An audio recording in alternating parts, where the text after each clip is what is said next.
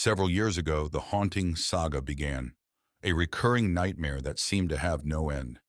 Every night, like clockwork, my brother's cell phone would shatter the silence of our home with its shrill ringtone, piercing through the darkness between 2 o'clock and 3 a.m. He'd groggily answer, only to be met with a cacophony from the depths of hell itself, a twisted amalgamation of static that whispered of tormented souls intermingled with agonized screams. At first, we brushed it off as a prank, a technical glitch, anything to rationalize away the horror. But as the nights blurred into weeks and the unearthly calls persisted unabated, our unease morphed into dread.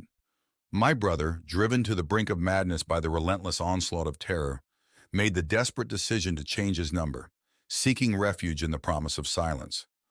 For a fleeting moment, it seemed the nightmare had been exorcised. Yet, like a malevolent specter, it returned with renewed vigor, each call a grim reminder of our powerlessness in the face of the unknown. Backdialing the number yielded only confusion. An old man on the other end, innocent and oblivious to the horrors he seemingly unleashed upon us. With each passing night, the veil between the mundane and the macabre grew thinner until it was torn asunder by the sheer force of terror. My brother, haunted by the relentless pursuit of the unknown, took drastic measures, severing ties with his phone company, hoping against hope that this would break the cursed cycle. But fate, it seemed, had other plans. Like a malevolent force, the calls persisted, mocking our feeble attempts to escape its clutches. New numbers, new carriers.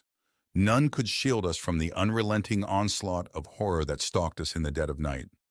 As the calls multiplied, so too did our fear, gnawing away at our sanity until it was but a fragile facade. Desperation turned to resignation as we resigned ourselves to our grim fate, each night a harrowing battle for survival in the shadowy depths of the unknown.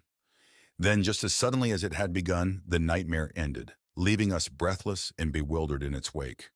My brother, now jobless and adrift in a sea of uncertainty, found solace in the eerie silence that followed, the absence of the calls a testament to the fragile nature of our reality. Yet even now, as the dust settles and the echoes of terror fade into memory, I cannot shake the feeling that something lingers, a whisper in the darkness, a chill in the air, a reminder that some nightmares never truly end.